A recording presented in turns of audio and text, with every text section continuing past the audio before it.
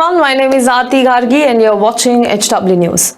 For years now, Tipu Sultan has become one of the key figures in Karnataka's political slugfest. Some call him a hero, a freedom fighter who fought British.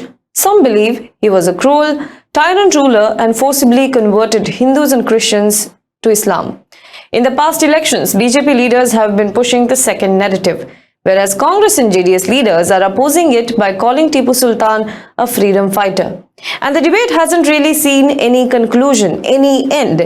However, this time the fresh controversy in Karnataka politics is not about Tipu Sultan, but about who killed him. The BJP has been claiming that it is Vokkaliga chieftains Uri and Nanjegowda who killed Tipu Sultan to liberate the masses from his tyrant regime, which is a complete contradiction to the historical evidence that Tipu Sultan was killed in a fight with British. Well, the story does not stop at the controversy or verbal attacks on the opposition. Several BJP leaders supported this claim, and a production house owned by a prominent Vokkaliga BJP leader, in fact a minister in the BJP government, even announced to make a film on the two. But the plan to release this film has now been shelved. The BJP fell flat on its face after a prominent Vokkaliga seer warned the minister to not drag the community in a political slugfest and that the two characters did not exist or needed more research. Well, let's talk about the controversy in detail. Who are Uri Gowda and nanje Gowda? Did they really kill Tipu Sultan? What did the Vokkaliga seer say? And what are the political impacts of this? But before that, if you're watching this video on YouTube, please make sure you subscribe to our channel, you like this video and you comment below it. And if you're watching this video on Facebook, then please follow our page and share this video. Now let's begin with where did it all start? Well, the first mention of Uri Gowda and nanje Gowda by BJP was during Prime Minister Modi's visit to Karnataka on Sunday to inaugurate Mysuru-Bangalore highway. 4 arches were put up on the route. One of them was named after Kempe Gowda, a chieftain of Vijayanagara Empire who is credited with developing Bengaluru. The second one was named after Krishnaraja Wodeyar, the former ruler of Mysuru, who apparently, according to history, was defeated by Tipu Sultan. And the third after Sir M. Visvesvaraya, former Diwan of Mysuru and one of India's foremost engineers. And the fourth arch had the names of Uri Gowda and nanje Gowda on it. After the Congress party objected, after several people objected to it, the issue became a controversy and the arch was removed and then it was replaced. But the first ever mention of the two Vokkaliga figures is in November 2022, that is almost 5 months ago, in a play and then in a storybook. Now the names that figured in a play called Tipu Nijakanasagalu, which is the real dreams of Tipu Sultan, written by the former director of Rangayana, that is Addana Kariyappa. In November 2022, the play was staged in Mysuru and a book was also published with the same story.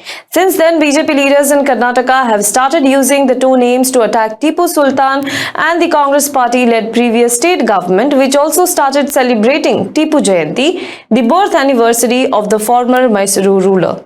In December 2022, BJP leader C.T. Ravi, also from Vokkaliga community, claimed in Karnataka's Mandya that the two Vokkaliga leaders, Uri Gowda and nanje Gowda, had contributed to the development of Mysuru region and it was not Tipu Sultan. He also promised to build their statues in the Mandya district.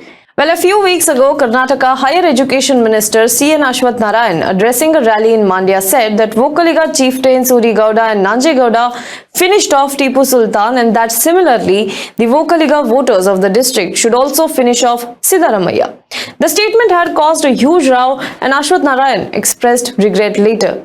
Well, Karnataka Horticulture Minister Muniratna, a producer turned politician, had also declared that his studio will make a movie named Uri Gowda and nanje Gowda.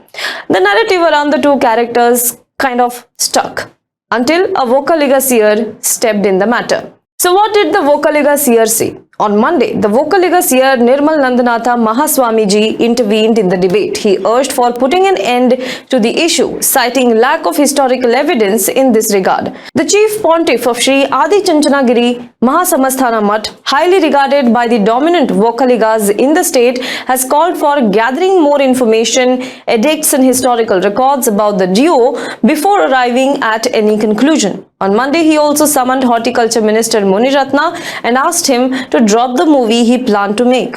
The minister obliged and shelved the plan. The BJP leaders have also now decided not to speak on the matter again, and even the chief minister of the state, Basavaraj Bommai, has said that the BJP leaders in the state will oblige to Swamiji. Well, let's talk about the eye on Vokkaliga community. While BJP's plan to push Uri Gowda and nanje Gowda narrative backfired, the major reason behind it has to be looked at from the perspective of the upcoming Karnataka elections. The characters are said to be from Vokkaliga community. Now, this community is second most prominent community in the state after Lingayats. A leaked caste census data says that Vokkaliga community forms 11% of the state's population, but the community disputes the number, saying that they form up to 16% of the state's population, just next to the Lingayats. Now, Vokkaligas decide the outcome of the elections in about 80 assembly seats in Karnataka, and they are also a dominant force in about 50 assembly constituencies. Most of these are in Old Mysuru region, where JDS holds the sway. Of 42 Vokkaliga MLAs won last time, 23 were from JDS. Now, the BJP, however, is trying to eye the seats in this region this time around, and thus it is important for the party to woo the Vokkaligas. However, the party's latest faux pas with the Uri Gowda and nanje Gowda shows that the party, instead of wooing the community, may invite their wrath. Now, last but not the least, there have been two pictures going viral on the internet since they appeared on the arc, stating that they are Uri Gowda and nanje Gowda. They representing how both of these characters looked like.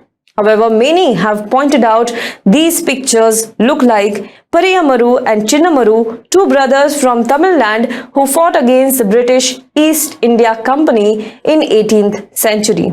Well, that's all for this video. What are your thoughts on this? Share in the comment box below. For more news and updates, you can log on to www.hwnews.in.